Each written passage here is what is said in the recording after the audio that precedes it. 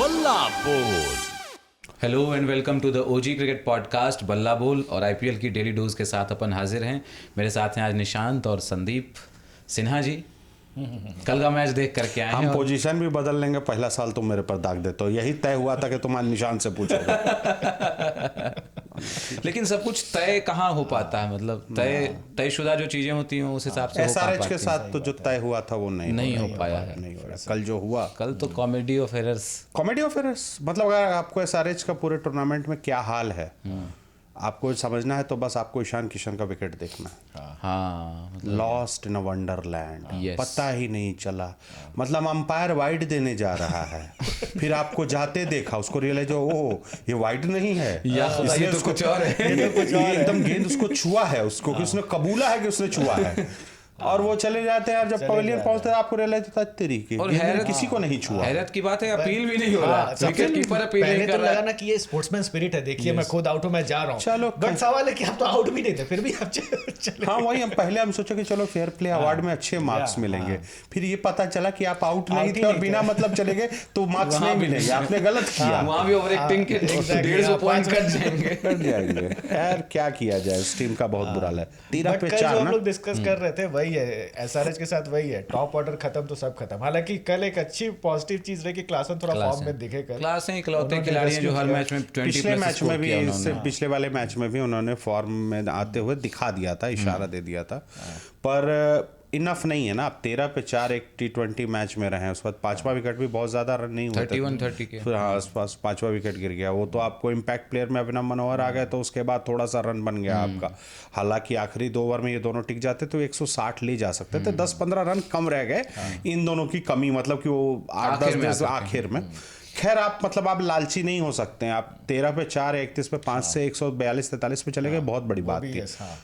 पर fighting total तो at least कर दिया। फाइटिंग टोटल नहीं यार, मैं मानता हूँ 160 से कम फाइटिंग टोटल है नहीं। 160 नहीं, मैं तो कह रहा हूँ 190 भी रहता है। 145 बहुत रिस्पेक्टेबल स्कोर है उसके सब। आप उसको ट्राई करो तो डिफेंड कर सकते हो। हालांकि इसी सीरीज में हमने देखा है कि कैसे पंजाब ने 111 डिफेंड किया। अरे पर वो साल दूसरा था, ये साल दूसरा है, वो टीम दूसरी थी, ये टीम दूसरा है। But you have to give credit to Mumbai Indians. All round performance मैंने बोला नहीं कि उन्होंने सिर्फ कर लिया भैया। उनकी गाड़ी अब दूसरे पे आप सीधे टॉप गियर में आ गए ना, टॉप 4 में। यस, टॉप 4 में आ गए। वो इनिशियल हिकअप्स के बाद स्टार्टिंग में थोड़ा मुंबई इंडियन की पुरानी है, वो हमारे मित्र एक गर्वित हैं, वो बोलते हैं आपका इंजन बहुत लेट से गर्म होता है, तो वही है इनका हाल। इनका इंजन लेट से गर्म होता है, पर जब गर्म होता है तो फिर ठंडा बढ़िया चलता है। तो वही है, अब मुंबई इंडियन अब बता रही है। और देखो वही मैं बोला कि टूर्नामेंट मुंबई इंडियन जब भी जीती है तो उसमें रोहित शर्मा और सूर्य कुमार यादव की बड़ी भूमिका रही है, और वो दोनों ही फॉर्म में वापस आ गए। बिल्कुल। अब रोहित शर्मा अभी भी मैं मानता हूँ वो अपने बेस्ट पे नहीं खेल रहे हैं, अभी भी उनके शॉट्स उतने सुंदर नहीं लग रहे जितना सुंदर रोहित शर्मा कुटाई करते हैं। पर सूर्य कुमार यादव अपने बेस्ट में आ चुके हैं, उनके शॉट्स में वो फ्लो आ चुका है, वो शार्पनेस आ चुकी है, जिसके लिए हम सूर्या को जानते थे। वो मतलब ना फ्लेयर के साथ हाथ चलाना, वो बहुत दूसरे अंदाज में जो खेलते हैं, जो स्वीप शॉट इतने शानदार निकल आते हैं उनके, या कवर ड्राइव इतना शानदार। इंडियंस में ऐसा भी कोई वीकनेस भी नहीं समझ में आ रहा है कि इस टीम की क्या वीकनेस है जिसको एक्सप्लोर करके सामने वाली टीम इसको डोमिनेट कर सके। वो सबसे बड़ी अच्छी बात है। बढ़िया नहीं बढ़िया है। और ट्रेंट बोल्ट कल जो बॉलिंग की है, 4 विकेट निकाला, मतलब जबकि कल बुमराह का खराब दिन था। बुमराह को इतने प्यार से मतलब इतने रन खाते हमने नहीं देखा है बहुत हालिया दिनों में। पर उस दिन करुण नायर ने मार दिया था, जिस पे हम लोग ने चर्चा भी की। हाँ, करुण नायर साहब, वो तो करुण नायर साहब अभी कॉन्फिडेंस पे खेल रहे हैं। खैर कल बढ़िया दिन था कुल मिला के। मैं यार मुझे एक आदमी की तलाश है, एसआरएच में कोई कोच वोच है क्या? कोच है क्या? हम जानना चाह रहे थे। कोई समझाता है कि नहीं समझाता है कि क्या करना है। They need Kabir Khan. They need Kabir Khan. They need one person, at least one person। अभी जो मतलब ऐसा नहीं कि हमें नहीं पता है कि कौन कोच नहीं है। डैनियल विटोरी साहब है ना, तो डुअल रोल है ना उनका जी। तो कंगारुओं वाली टीम के साथ भी तो कुछ जिम्मेदारी निभाते हैं, ऑस्ट्रेलियन टीम के साथ पार्ट टाइम इधर है, पार्ट टाइम इधर भी है। अरे सहवाग भाई पार्ट टाइम क्रिकेटर्स को लेकर बहुत इंपॉर्टेंट बात हाल में कहे थे लियाम लिविंगस्टन और मैक्सवेल, ग्लेन मैक्सवेल छुट्टियां 45-50 दिनों की जो बढ़िया छुट्टियां मनाने आते हैं। कुछ कोचेस भी छुट्टियां मनाने आ रहे हैं। और वो भी एक्सपेंस भी आपका नहीं है। पेड लीव है, एकदम पेड लीव, बढ़िया। पेड लीव दिया और जाता है। हाँ, ऑल Allowances भी मिल रहे हैं सारे। ऑल एक्सपेंसेस पेड ट्रैवल है ये पूरी तरह से। तो कुछ कोचेस भी लग रहा है छुट्टियां मनाने आ रहे हैं, और ऐसा प्रतीत हो रहा है। खैर ये मालिकों को समझना है जो पैसा उन पे लुटा रहे हैं। पर अगर एक टीम एक ही ब्रांड ऑफ क्रिकेट खेलकर लगातार हार रही हो और चेंज नहीं कर रहे अपने आप को, कुछ यही नहीं सेम स्ट्रेटजी रहेगा, हम सेम जैसे स्ट्रेटजी लगेगी, तो समझ में नहीं आता। हमारे यहाँ ऐसा ही होता है। बस समझ में नहीं आ रहा क्या क्या मतलब बहुत बुरा हाल है यार, उस टीम का बहुत बुरा हाल है। ईशान किशन मतलब ये सीजन वो सीजन था जिसमें सबने अपने अपने मोटिवेशन लिया अपने पुराने मालिक के अगेंस्ट अच्छा परफॉर्म करने का। ईशान किशन एक लौते प्लेयर जो कि खुद का विकेट देके चले जा रहे हैं। पंत और ईशान किशन दो लोग हैं। पंत तो दूसरे मूड में है। उनको पता चला है कि एलएसजी में राहुल क्यों खराब खेल रहे हैं। पंत भी थोड़ा धोनी होना चाहते हैं ना, धोनी के रास्ते पुजारा पे। साहब ने बोला है कि इसको मतलब धोनी वाले काम अभी क्यों कर रहे हो भाई, वो 40+ हो चुका है। एग्जैक्टली, तुम बहुत यंग हो, Yes. Take responsibility, come in front, आगे बढ़ो ना। खैर पंत साहब पे डिस्कशन का दिन नहीं है, डिस्कशन का दिन है अपने एसआरएच पे। और यार मैं बहुत स्ट्रेंज मैच सोच रहा था, मैं सोच रहा था कि ट्रेविस हेड बहुत खराब खेल रहे हैं, बहुत खराब खेल रहे हैं, मैं उनके हिसाब से तो बहुत घटिया खेल रहे हैं, हालांकि उसके बावजूद उनके 200 रन है। नहीं, 2 मैच में आ गए ना, 250 है उसके पास। इसीलिए बहुत ही मतलब उनके जो 50s भी आई वो बहुत ज्यादा फायरिंग 30s में उनके ऐसा कैलिबर के हिसाब से नहीं नहीं आई खेला है, है, नहीं है जितनी उनकी कैपेबिलिटी उसके दम की नहीं। स्ट्राइक रेट ना उनका वो अभिषेक होता है। शर्मा भी वही वन मैच वंडर हो गए। एक में ईशान किशन की सेंचुरी आई, एक में इसकी अभिषेक की आई, और वही दोनों मैच जीते, बाकी तो फिर बाकी वही दे।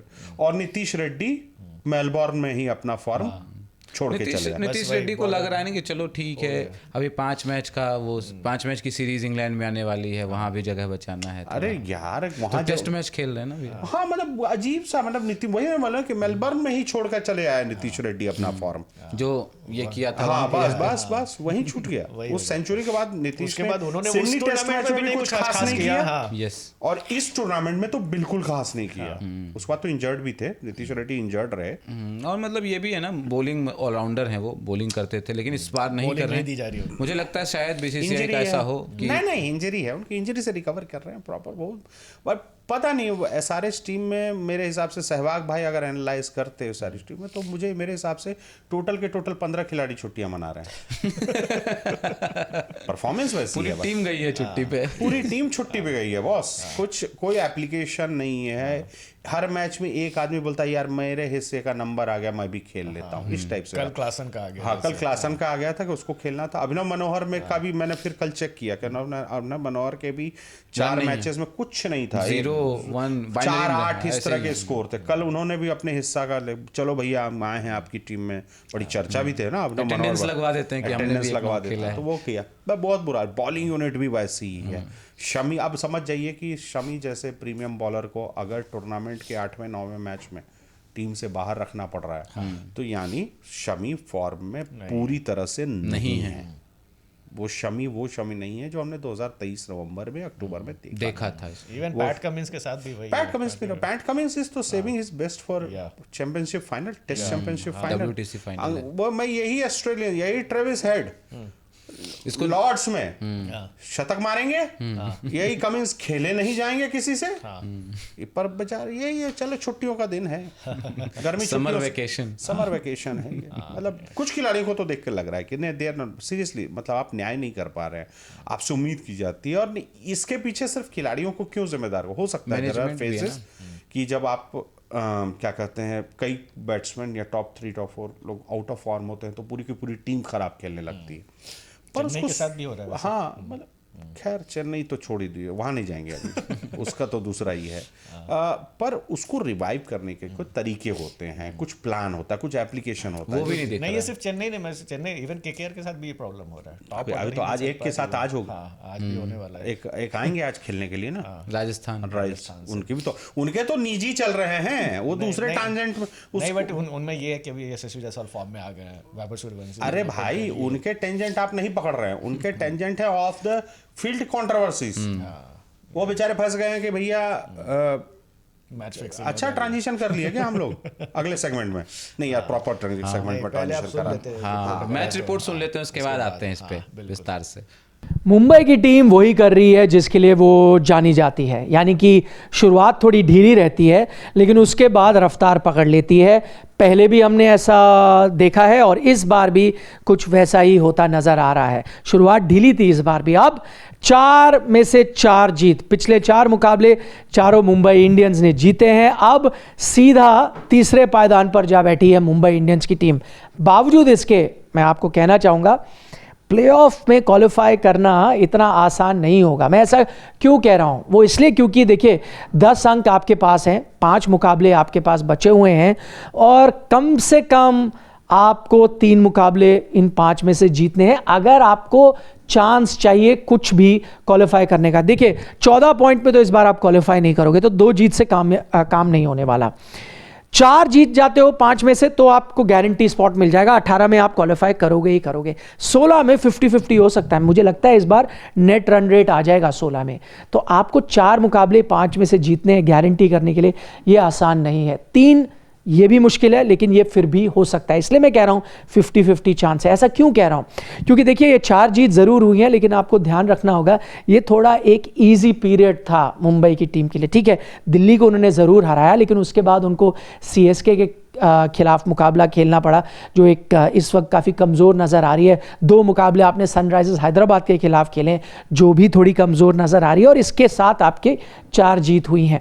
आपको अभी भी शायद कुछ हद तक 2 आसान मुकाबले मिलेंगे, एक राजस्थान के खिलाफ, कुछ हद तक आप कह सकते हैं लखनऊ के खिलाफ भी मुंबई का पलड़ा भारी हो, लेकिन आखिरी 3 मैच इस वक्त इस लीग की टॉप 3 जो टीम है उनके खिलाफ है, गुजरात के खिलाफ है, पंजाब के खिलाफ है और दिल्ली के खिलाफ है। ये राह आपकी आसान नहीं होने वाली। ये नहीं कह रहा कि मुंबई नहीं जीत सकता लेकिन 1 या 2 मैच आप हार भी सकते हो और तब शायद परेशानी हो सकती मुंबई के लिए। लेकिन फिर भी 50-50 चांस तो बना हुआ है। जैसी शुरुआत की थी और जहां अब है, काफ़ी इन्होंने बढ़ोतरी की है, काफ़ी कदम आगे लिए हैं। कदम इन्होंने जो आगे लिए हैं उसी के साथ साथ एसआरएच की टीम पीछे जाती जा रही है। अब लोग अपनी शायद जो आंखें हैं वो बार बार चेक करवा रहे होंगे कि क्या वही देख रहे हैं, वही एसआरएच की टीम है जो पिछले सीज़न भी आपने देखी थी, जो फाइनल में पहुंची थी, क्योंकि इस सीज़न तो बिल्कुल नहीं नज़र आ रही। उनका तो प्लेऑफ रेस ठीक है, मैथमेटिकल चांस है, आप मेरे से पूछे ख़त्म हो चुका है, फिनिश, वो प्लेऑफ में नहीं पहुंच सकते। कारण क्या है इसके पीछे? इस पे जांच चल रही है, लोग ढूंढ रहे हैं अलग अलग कारण कि भाई क्या हुआ इसी टीम को जो लोग कहते थे 300 बना देगी, इस बार उनकी बैटिंग को क्या हुआ? 35 पर 5 थे आप मुंबई के खिलाफ। एक ही कारण मुझे समझ आ रहा है और वो ये कि पिछले सीजन बड़ी अच्छी पिचेस थी, बल्लेबाजों का बोलबाला था, कंडीशंस भी ऐसी थी, पिचेस भी ऐसी थी, रन बनते जा रहे थे और ये बैटिंग ऑर्डर उसको एंजॉय करता था। इस बार कई जगह आपको ट्रिकी पिचेस भी मिल रही हैं। एक कारण ये है जहां अच्छी पिचेस भी मिल रही हैं वहां पे अब गेंदबाजों को थोड़ी मदद मिलती है, रिवर्स स्विंग होने लगा है, सलाइवा का लोग इस्तेमाल कर रहे हैं, काफ़ी चीज़ें अब गेंदबाजों के पक्ष में भी। और मुझे लगता है जहां बाकी टीमों के पास ऐसे बल्लेबाज हैं जो अलग अलग स्थिति में बैटिंग कर सकते हैं, एसआरएच के पास सारे ताबड़तोड़ बल्लेबाज थे, उनको अगर उनकी तरह कंडीशन नहीं मिलती तो वो स्ट्रगल करते हुए नजर आए हैं। यही एक कारण है कि एसआरएच प्लेऑफ की रेस से बाहर हो चुका है। रोहित शर्मा की बात कर लेते हैं, man of the moment, star. देखिए लगातार 2 मैचेस में उन्होंने बहुत अच्छा प्रदर्शन किया है। अभिषेक नैयर को भी दाद देनी होगी क्योंकि उन्होंने थैंक यू कहा था उनको, जब से उनसे बात हुई है दोनों मैचेस में उन्होंने रन बनाए हैं। क्या हुई बात ये तो हमें पता नहीं, उन दोनों में से किसी को आना पड़ेगा प्रेस कॉन्फ्रेंस में और बताना पड़ेगा कि चर्चा क्या हुई। लेकिन मेरे से पूछे तो 2 चीज़ें तो नज़र आ रही हैं। एक, रोहित शर्मा ने थोड़ा बदलाव अपनी गेम में ज़रूर किया है पिछली 2 पारियों में। वो ये अग्रेशन तो है, शॉट मेकिंग तो है, जो उनका अंदाज है जिसके लिए वो जाने जाते हैं, लेकिन साथ में थोड़ा सा वो संभल कर भी खेलने लगे, थोड़ा ज़्यादा नहीं, थोड़ा सा उन्होंने बदलाव किया है गेम में कि हर गेंद पे वो शॉट लगाने की कोशिश नहीं करे और वो जो थोड़ा सा सब्र उन्होंने दिखाया है ना उसका उनको फल भी मिल रहा है। रन तो आ ही रहे हैं और वो भी तेज़ रफ्तार में, 150 के स्ट्राइक रेट में। इतनी ही चेंज करने की उनको ज़रूरत थी। अच्छा संकेत है रोहित शर्मा के लिए, क्योंकि देखिए वाइट बॉल में तो भारतीय टीम के साथ बने हुए हैं, कह रहे हैं कि वो 27 का वर्ल्ड कप भी खेलना चाहते हैं, तो उनका फॉर्म में रहना बहुत ही फ़ायदेमंद रहेगा भारतीय टीम के लिए। जाते जाते बात कर लेते हैं सबसे बड़े विवाद की इस मैच में, वो थी ईशान किशन की विकेट। और मैंने 20 25 सालों से क्रिकेट देख रहा हूँ और ऐसा लगा इतने सालों में हर चीज़ जो हो सकती थी वो देख लिया, लेकिन फिर भी एक नायाब तरीका ऐसा देखा जो इससे पहले नहीं देखा था आउट होने का। ईशान किशन कॉट बिहाइंड हो जाते हैं, ऐसा डिसीजन जिसमें सिर्फ उन्हीं को यकीन था। ना गेंदबाज ने अपील की, ना विकेट कीपर ने अपील की, ना अंपायर को लगा कि वो आउट हैं। सिर्फ ईशान किशन इकलौते इंसान थे कि उनको लगा कि जो गेंद है बल्ले को लगी और वो चले गए। टेक्नोलॉजी में उनका साथ नहीं दिया, स्निकोमीटर में भी बाद में नहीं आया, ईशान किशन आगे चले गए। क्यों चले गए इसका जवाब तो मेरे पास नहीं है, शायद ईशान किशन आएंगे प्रेस कॉन्फ्रेंस में तो वही बताएंगे। लेकिन अंपायर तो वाइड देने वाले थे, यानी अंपायर को भी यकीन था कि गेंद कहीं लगी ही नहीं है। स्निकोमीटर ने कोई स्निको नहीं दिखाया, ना बैट का ना पैड का, कहीं आवाज़ ही नहीं आई। आवाज़ होती भी तो विकेट कीपर गेंदबाज को भी सुनाई देती, किसी को नहीं सुनाई दी, वो चले गए। विवाद थोड़ा इसलिए भी बढ़ गया क्योंकि जाते हुए थोड़ा वो मुस्कुराते हुए नजर आए, फिर हार्दिक पांड्या ने भी उनको ऐसे थोड़ा सा थपथपाया, तो लोग फिर अलग अलग बातें करने लगे। मैं इन कंस्पिरेसी थ्योरीज में विश्वास नहीं रखता, लेकिन हाँ, जहाँ तक डिसमिसल का सवाल है वो ज़रूर हैरान कर देने वाला था, क्योंकि इससे पहले मैंने ऐसा कभी डिसमिसल नहीं देखा। हाँ, एक विराट कोहली का याद आता है, जो स्निको जो था उसने भी नहीं दिखाया था और विराट भी चले गए थे, उनको आउट दिया, लेकिन वहाँ पर कम से कम अपील तो हुई थी। गेंदबाज ने की थी, विकेट कीपर ने की थी, क्योंकि आवाज़ आई थी। बाद में ऐसा लगा कि हो सकता है जो कई बार हैंडल लूज होता है वो भी आवाज़ कर देता है, पर यहाँ तो वो भी आवाज़ नहीं आई, तो फिर भी ईशान किशन चले जाते हैं। ये गुत्थी अगर आप सुलझा पाएँ तो हमें ज़रूर बताइएगा। फिलहाल मुझे तो नहीं समझ आता ऐसा क्यों हुआ, या फिर जब ईशान किशन आएंगे प्रेस कॉन्फ्रेंस में तो वही बता पाएंगे भाई क्यों उन्होंने निर्णय लिया कि वो चले जाते हैं, जबकि किसी ने उनकी विकेट की मांग तक नहीं की थी। तो ये थी मैच रिपोर्ट। मुकाबला जो था वो था मुंबई की टीम और सनराइजर्स हैदराबाद के बीच। Thank you Nikhil sir. Rajasthan और Royal Challengers Bengaluru battle of royals कहने को है, मतलब वैसे देखा जाए इंटरेस्टिंग बड़ी चीज है इसमें। ऐसे देखा एक जाए ना, अपने होम ग्राउंड पे नहीं जीत रहा है और एक जीत ही नहीं रहा है, तो यस अच्छा, ये आज का मैच बेंगलोर में है, चिन्नास्वामी में। चिन्नास्वामी यहाँ पे बैंगलोर नहीं जीत पा रही है, और आरआर तो मैच ही नहीं जीत रही। तो 4 मैच लगातार हार के आ रहे हैं। एक लखनऊ तो आरसीबी में भी है, मेहमान नवाजी ठीक ठाक करते हैं अपने घर पे, दूसरी टीम को मैच जितवा के भेजवाते हैं, बुरा नहीं लगने देते कि आप बेंगलोर आए, इतने ट्रैफिक में आप फंसे रहे, सड़कों पे आपका बुरा हाल रहा, कम से कम स्टेडियम में आप मौज करके जाइए, खुश होकर लौटिए, बुरा मत मानिए इस टाइप का। नहीं, वो हम लोग आ रहे थे कंट्रोवर्सी। अब देखिए 2 कंट्रोवर्सी है। एक हाल फिलहाल में कप्तान कौन, संजू सैमसन इंजर्ड हैं, अच्छा नहीं खेल रहे हैं, फॉर्म में नहीं है, रन बना रहे हैं पर वो एग्रेशन नहीं है, सारी बातें। अब इंजर्ड ही हैं। इसके बीच में वीडियो वायरल हो गया कि भाई राहुल द्रविड़ से इनकी पट नहीं रही है, वो सुपर ओवर वाला मैच था दिल्ली कैपिटल्स के साथ, वो सबके सामने है, जिस पर राहुल द्रविड़ को बोलना पड़ा। मैं एक बात मानता हूँ कि कंट्रोवर्सी वीडियोस आने के बाद और ये सब आने के बाद होते हैं, पर कई फ्रेंचाइजीज उसको अवॉइड करती हैं। मुंबई इंडियंस ने इस साल उसको पूरी तरह से सीख लिया। उन्होंने पिछले सीजन में भी लेटर हाफ में इस चीज को सीखा कि अगर हम रिएक्ट करेंगे तो हम प्रॉब्लम में फंस रहे हैं, ठीक है। फिर वो वहाँ आरसीए के जो एडहॉक कमेटी है उसके संयोजक ने उसी मैच को लेकर इशारे में मैच फिक्सिंग की बात उठा दी। अब ये टीम मतलब अनफॉर्चुनेटली ये टीम इस चीज के लिए एक बार पनिश भी हो चुकी है, इससे जुड़े मिस्टर कुंद्रा साहब, उनका नाम आया सट्टेबाजी और इस तरह की चीजों में, तो 2 साल बैन भी रही है टीम। फिर से वो फिक्सिंग वाली बात जब आ जाती है, अब इस मतलब स्थिति ये है कि इस टीम के मैनेजमेंट को लेटर लिख के मुख्यमंत्री और स्पोर्ट्स मिनिस्टर से शिकायत करनी पड़ रही है कि भैया संयोजक साहब, मतलब हमारी भावनाएं ठेस पहुंचा रहे हैं, हमारी नीयत पे सवाल उठाया जा रहा है, ये गलत है।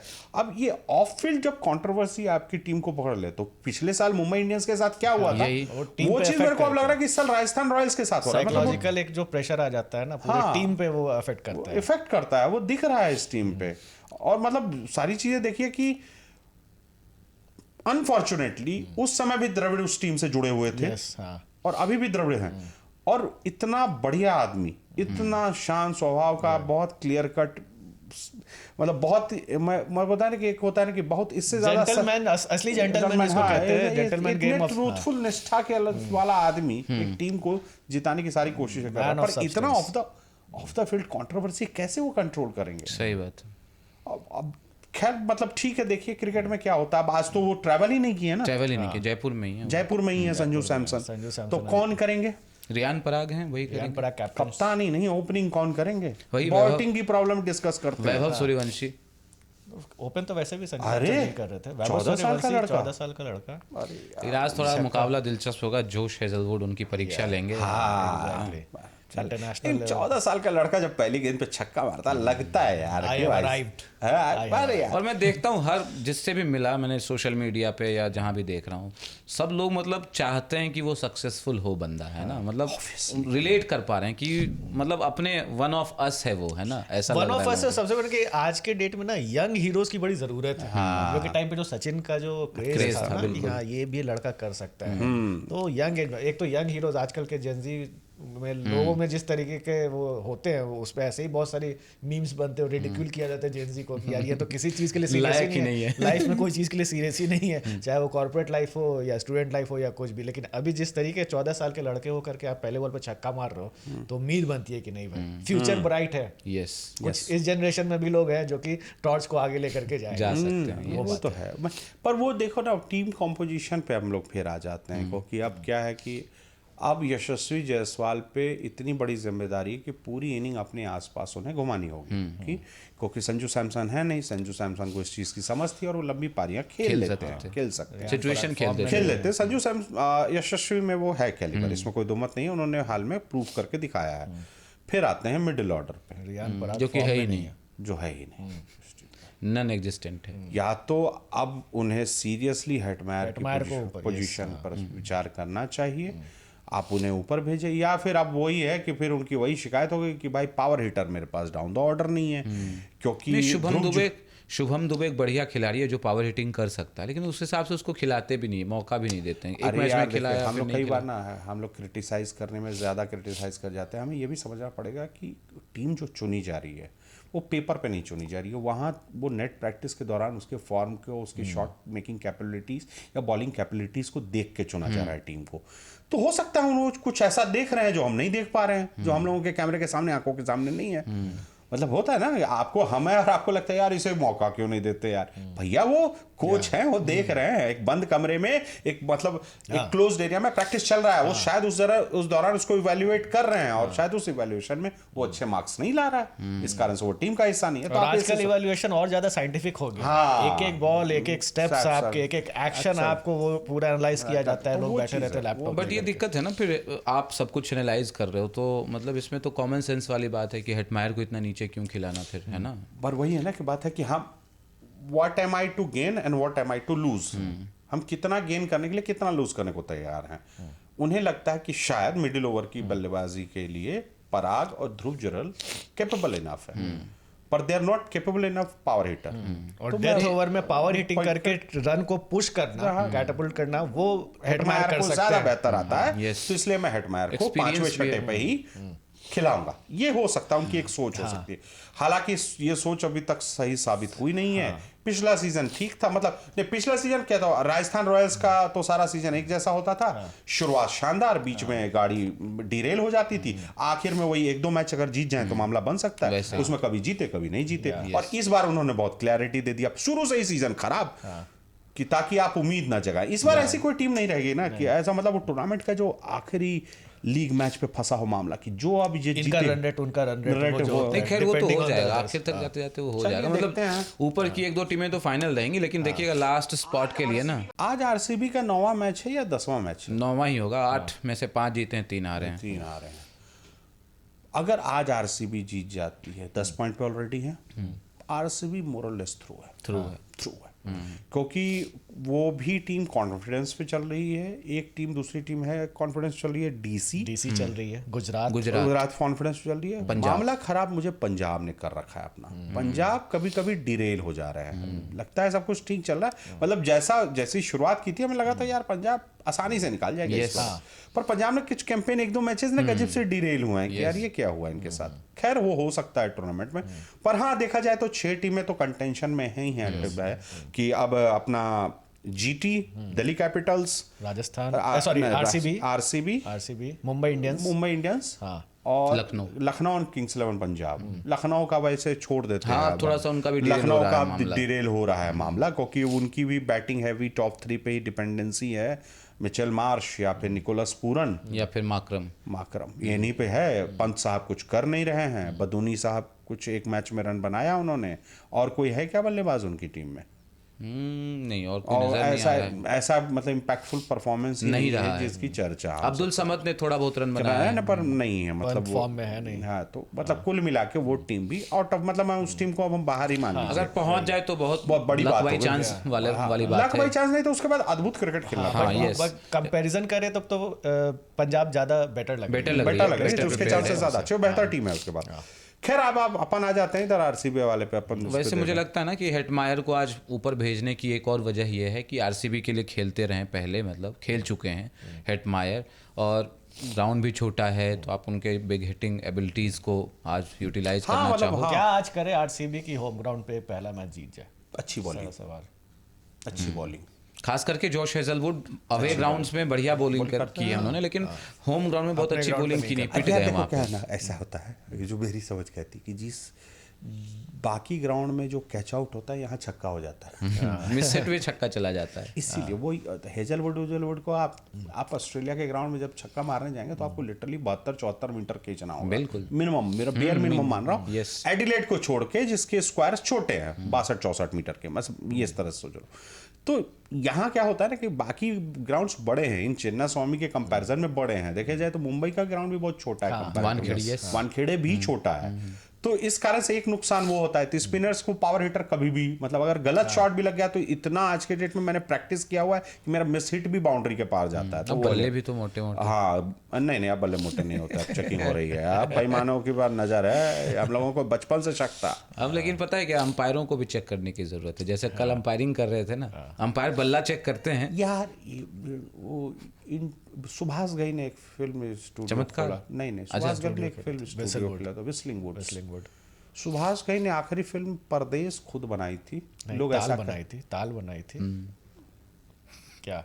ऐसा लोग कहते हैं। अच्छा, उसके बाद भी फिल्में बनाई थी, विस्लिंग वुड के बच्चों ने बनाई थी, ऐसा डाउट है मेरे को। ऐसा लोग कहते हैं। नहीं, कहने से क्या हो जाता है। तो ये वही है। मेनन साहब आईसीसी के पैनल में है, एलीट पैनल में है, पर जरूरी नहीं है कि सारे अंपायर एलीट पैनल वाले ही हो आपके यहाँ। हमने ये बड़े इंटर्न्स हैं, ये इंटरनेशनल क्रिकेट के इंटर्न्स अंपायर हैं। तो इंटर्नशिप में तो विनोद गलतियां शेषन होती उनका हैं। नाम है, विनोद शेषन नाम है। कई अंपायर, वो अंपायरिंग का स्टैंडर्ड थोड़ा सा तो प्रॉब्लमेटिक रहा है बहुत, मतलब उतना, पर वही है कि इनको भी अनुभव नहीं मिलेगा ना उस तरह से दर्शकों की पैनी नज़र, कैमरे की नज़र की डोमेस्टिक में करते होंगे या फिर अलग अलग टूर्नामेंट में, तो वहाँ पे इस तरह से नज़र नहीं रखी जाती है। पर खैर यहाँ होती है, इंसानों से गलतियां हो जाती है। अब यार आप ईशान किशन की अपनी गलती है, इशारा किसने दिया कि मैं आउट हूँ? अंपायर साहब आप गलत, मतलब एक संयोग और, अंपायर साहब आप गलत हाथ उठा रहे हैं, आपको तो उंगली दिखानी है। इशारा किसने दिया? एक संयोग और है कि ऐसे जो मामले निकल के आते हैं ना, उसमें दूसरी टीम, मतलब सामने वाली टीम मुंबई होती है। पिछली बार यही टीम थी एसआरएच की, आपको याद होगा, रियान रिकल्टन आउट हो गए थे कवर्स पर, पैट कमिंस ने कैच पकड़ा था, लेकिन उसको नो बॉल करार दिया गया था। क्यों? क्योंकि विकेट कीपर का तो थोड़ा सा ग्लव्स का फ्लैप आ गया था। जेन्युइन नो बॉल था यार, जेन्युइन नो। नहीं, उसके बाद बता रहा हूँ मैं, ये हो गया, अंपायर ने आउट दे दिया, ठीक है, चले गए वो। हमने क्या सुना है, जो जानते हम लोग यही हैं कि आप देखते भी होंगे कई बार अंपायर को डाउट होता है तो बाउंड्री से पहले रोक के रखता है बल्लेबाज को। एक बार बाउंड्री क्रॉस कर गया, अब अंदर चला गया, तो फिर कैप्टन पे डिपेंड करता है कि आप अगर गुडविल में बुलाना चाहते हो बुला। वहाँ वो बल्लेबाज चला गया ड्रेसिंग रूम में, नया बल्लेबाज सूर्य कुमार यादव क्रीज पर आ गया। उसके बाद कह रहे हैं कि नहीं वो है, नो बॉल है, और उसमें भी ब्रॉडकास्टर तक को पता नहीं चल रहा कि किस बात का, हाइट का है, पहले हाइट देख रहे हैं तो पता ही नहीं चल रहा किस बात का नो बॉल है। तो इस तरह की जो चीजें हैं ना, वो मुंबई के खिलाफ ज्यादा निकल के आती हैं। आप कहना क्या इशारा क्या है आपका? इशारा कुछ नहीं, ये ऑडियंस पे, ऑडियंस जो कहे, मैं आप जनता इशारा क्या देना आप चाहते हैं? जनता के इंटरप्रिटेशन ऊपर पे है। छोड़ना चाहते हैं। नहीं, मैं जानना चाहता हूँ, मेरे मन में उत्सुकता है कि मुंबई ही मुंबई के सामने साथ क्यों ऐसा होती क्यों है, होता है? होती है ऐसे सिचुएशन में। आप सिर्फ मुंबई पाकिस्तान टीम के की, मैचेस में ही प्रॉब्लम्स मुंबई की होते थे टीम की ओर इशारा कर रहे हैं या उससे जुड़े कुछ लोगों की ओर इशारा कर रहे हैं? अब मैं आपसे ब्लंटली पूछूं, मैं ये जनता को सलीम छोड़ता अली हूँ। कैच क्यों छोड़ देते थे? क्या मत नहीं केशव जी, ओ जी आपको याद होगा, एक और पुराने मैच की याद दिलाता हूँ आपको। एक बार याद होगा कि मुंबई टीम को क्वालिफाई करने के लिए 7 या ऐसे कुछ रन थे, आदित्य ताड़े ने 6 मार दिया था। उस समय था कि क्वालिफाई करने के इतने रन बनाने होंगे, जीतना होगा ये मैच, लेकिन वो मैच, हाँ, लेकिन वो मैच वो हो गया था। टाई हो गया था या ऐसा कुछ था कि छक्का मारोगे आदित्य तारे ने मारा। आखिरकार में वो आ गया कि नहीं इन्होंने छक्का मार के मैच जिताया है इसलिए वो क्वालिफाई कर ना गए। हाँ तो वो राहुल द्रविड़ ने अपना हैक नीचे yes. फेंका था। शेन वॉटसन कप्तान थे राजस्थान के, तो याद है वो मैच? समझ से परे अदृश्य शक्तियां वहां काम करने लगती हैं, कुछ ऐसा लगता है। नहीं नहीं, तुम जो बोल रहे हो दोस्त, वो अदृश्य शक्तियां दिखती भी हैं वहां पे। तुम्हारे इशारे इतने मतलब नहीं है बोले हम लोग, जो आप जो इशारे में बोलने की कोशिश कर रहे हैं। खैर मतलब हमने कहीं और बात ली तो ये भाई साहब दूसरे लेवल पे खेल गए। खैर छोड़िए, आइए मैच पे। आरआर को क्या करना है? आरसीबी तो कर लेगी अपना। आरआर को बेसिकली मुझे लगता है कि जैसे यशस्वी खेल रहे हैं वैसे ही खेलते हैं। वैभव सूर्यवंशी एक अच्छा स्टार्ट दें। रियान पराग को खेलना होगा। आखिरकार टीम मैनेजमेंट ने भरोसा जताया। मुझे लगता है कि यशस्वी भी एक अच्छे कंटेंडर हो सकते थे कप्तानी के लिए, क्योंकि वो उनका बल्ला भी बोल रहा है। लेकिन चूंकि रियान पराग को थोड़ा सा एक्सपीरियंस है, यस होम ग्रोन टैलेंट है, इसलिए ज़्यादा रिलाई कर रहे हैं उनके ऊपर। तो रियान पराग के लिए टाइम जो है ना वो निकल रहा है जल्दी, उनको प्रूव करना होगा अपना। कैप्टन स्नॉक मुझे लगता है ये सीजन उनके लिए डू और डाई सीजन है। उनको ये रियलाइजेशन नहीं, मतलब अभी भी बहुत उम्र नहीं हुई है उनकी। मतलब करुण नायर जिस तरह से वापसी कर सकते हैं, रजत पाटीदार बाब जिस तरह से वापसी कर सकते हैं, रियान पराग भी फॉर्म में आ सकते हैं, कुछ बड़ी बात नहीं। पर जितना भरोसा एक फ्रेंचाइजी ने उन पे दिखाया और जो हाल है इस बार उस फ्रेंचाइजी का, अगले सीजन में बड़े बदलाव देख सकते हैं। क्योंकि ऐसा प्रतीत तो ये होने लगा कि ये फ्रेंचाइजी मन लायक टीम नहीं बना पाई है। जैसी टीम उनके पास अश्विन, चहल, ये बॉलिंग यूनिट में होते थे, बाकी खिलाड़ी थे, तो ट्रेंट बोल्ट थे उस समय, बटलर थे, मतलब टीम लगती थी यार। उस समय तो ट्रेंट बोल्ट ऐसे थे कि पहले ओवर में एक विकेट गारंटी लिखा हुआ है, बिल्कुल लिखा हुआ है कि भाई बोल्ट गेंद डालेंगे और विकेट आ जाएगा। इनकी बॉलिंग भी अभी आर्चर पे ही ज्यादा निर्भर है। कुछ नहीं है बॉलिंग में, इनके पास संदीप शर्मा से इतना उम्मीद थी, लेकिन संदीप शर्मा पिछले कुछ मैचेस में इतना प्रेडिक्टेबल हो गए। संदीप शर्मा ना बहुत प्रेडिक्टेबल हो गए। हर खिलाड़ी का एक सीजन होता है, एक समय होता है। अब वो धीरे धीरे संदीप शर्मा का जो जादू था वो फेड हो गया, छटने लगा। वनिंदु हसरंगा इनके पास हैं, वो आरसीबी के लिए खेलते रहे, तो थोड़ा बहुत आइडिया उनको भी होगा होम ग्राउंड का। राहुल द्रविड़ ने एक बड़े पते की बात कही उन्होंने कि जैसे मेगा ऑक्शन के बाद ना होम जो ग्राउंड होता है उसका एडवांटेज बहुत ज़्यादा रह नहीं जाता है ना, क्योंकि बहुत सारे खिलाड़ी इधर से उधर चले जाते हैं। तो कहने को तो है कि होम एडवांटेज है, बट बहुत सारे खिलाड़ी ऐसा पहली बार हो रहा होता है कि उस फ्रेंचाइज के लिए पहली बार वहाँ खेल रहे होते हैं, तो इस वजह से न्यूट्रलाइज हो जाता है काफ़ी कुछ एडवांटेज। बहुत तो मुझे लगता है राजस्थान को बैटिंग अच्छी करनी होगी। बॉलिंग मुझे अभी भी लगता है उनका ठीक ठाक ही है। आप देखें ना 18 गेंद में 25 रन बनाने थे, वहां से मैच हार गए है ना। आखिर ओवर में एक बार स्टार्क ने बचा लिया 8 रन 9 रन, एक बार आवेश खान ने बचा लिए, तो 8-9 रन तो आखिर ओवर में बनते ही हैं, स्पेशली जब आपके पास विकेट हो। टूर्नामेंट में आपकी मतलब क्या होना था कि ये बहुत अनसाइंटिफिक बात है, पर थोड़ा सा कई बार ना खिलाड़ियों के लिए या टीम्स के लिए वो थोड़ा लक भी एक चीज़ है, खेल में लक भी एक चीज़ है। जैसे कई टूर्नामेंट में जब आप टूर्नामेंट में बहुत आगे तक जाना होता है तो थोड़ा लक भी आपके साथ चल रहा होता है। तो ये जो तुमने जो उदाहरण दिए ना 2 क्लोज मैचेस के, अगर टूर्नामेंट उस किस्म का होता आर के लिए तो ये दोनों मैच वो निकाल जाते हैं आराम से, जो मतलब गारंटेड निकलना है, जिसमें आप 2 विन जोड़ दीजिए। राजस्थान बहुत अच्छी हालत में 6 पॉइंट पे है राजस्थान रॉयल्स, 10 पॉइंट पे आ जाएंगे। Yes I am sure, don't worry. 6 point पे है तो 10 पॉइंट पे आ जाएंगे। तो वो उस तरह से देखा जाए। पर खैर अब देखो आज का खेल देखते हैं, पर मुझे उम्मीद बहुत ज्यादा अब इस टीम से नहीं है। हालिया कंट्रोवर्सी के बाद मुझे नहीं लगता है कि इस टीम का मोराल और या फिर मतलब ड्रेसिंग रूम को माहौल नहीं कहूंगा, मतलब मोराल में कहूंगा कि यार ऑफ द फील्ड कंट्रोवर्सी में लेटर लिखना पड़ रहा है यार उस टीम मैनेजमेंट को। यार बहुत अजीब सी बात है यार। यस बट कई बार होता है कंट्रोवर्सी से ऊपर उठ करके भी टीम अच्छा परफॉर्म कर देती है। अभी जैसा इंडियन टीम ने किया है ना, बीजीटी के बाद इतना ड्रेसिंग रूम में ये हो रहा है, वो हो रहा है, उसके बाद चैंपियंस ट्रॉफी जीत जाती क्या है कि तो बीजीटी की कंट्रोवर्सी चैंपियंस कुछ खास किस्म की कंट्रोवर्सी। खैर बाकी टीम तो जितना मतलब चलिए नहीं जाते हैं, कई बार ऐसा होता है। इस पर चर्चा 20 जून से शुरू करेंगे। तो मौका है आरआर के पास आज कुछ अलग करने का, और दोनों के पास एक एक एडवांटेज है। इनके पास ये साइकोलॉजिकल एज है कि ये अपने होम ग्राउंड पे हार रहे हैं तो चलो इनको दबा दिया जाए, इनको लग रहा है कि ये तो मैच ही हार रहे हैं, चलो इनको दबा दिया जाए। तो दोनों के पास एक मौका है। और खिलाड़ी इस बार कोच का भी होम ग्राउंड है। राजस्थान के कोच का भी तो होम ग्राउंड वही है ना। डैनियल विटेरू का भी पुराना होम ग्राउंड वही था। आरसीबी ने भी कई टैलेंट को नर्चर किया। प्रेडिक्शन बताइए आज का क्या लग रहा है? मेरे हिसाब से आरसीबी। आपका? हाँ हाँ, आरसीबी। चलिए, मैं आज राजस्थान के पीछे हूँ। चलिए कोई तो उनके साथ है। साथ में है। आज पहली चैंपियन टीम रही है भाई। टीम आज के उनका साथ- जो बैड लक खराब चल रहा था ना, आज ठीक हो जाएगा। चलो बढ़िया है, चलो टूर्नामेंट में जाना है। जान आएगी, यस बिल्कुल, यही होगा। हालांकि आरआर नहीं जा रही है कहीं, प्लेऑफ में नहीं जा रही है, बट आज जीतेगी हाँ ऐसा मुझे मतलब लग सारी रहा है। टीमें जैसे आरआर, एसआरएच, ये सारे अपने चांसेस किल करते जा रहे हैं एक मैच हार के। लिटरली इन दोनों ने, मतलब आरआर और एसआरएच लगभग किल कर चुके हैं। असल मुकाबला तो कल है, चेन्नई और एसआरएच के बीच। ओहो, कौन ज्यादा खराब खेलेगा कल, कौन ज्यादा खराब खेलेगा? इस पे कल बात करेंगे अपन, है ना। Yes, लेकिन चलिए। कल जब मिलेंगे तो ये मुकाबला, मतलब बैटल ऑफ रॉयल्स जिसको कहा जा रहा है, राजस्थान रॉयल्स और आरसीबी के बीच, वो हो चुका होगा। और उम्मीद करते हैं कि एक हाई स्कोरिंग मुकाबला हो, मज़ेदार मुकाबला हो। और होम ग्राउंड पे आरसीबी हारती रही है, इसके पीछे एक बड़ा रीज़न ये भी रहा है कि टॉस लगातार हारते रहे रजत पाटीदार, और यहाँ टॉस एक बड़ा फैक्टर है। तो आज अगर टॉस का सिक्का आरसीबी के फेवर में गिरे तो वो पहले राजस्थान को चाहेगी कि बैटिंग करें, वो चेज़ करें। चेज़ करने वाली टीमें ज़्यादा जीतती रही हैं। तो देखते हैं क्या होता है। कल मिलेंगे, चर्चा होगी फिर इस मैच को लेकर के।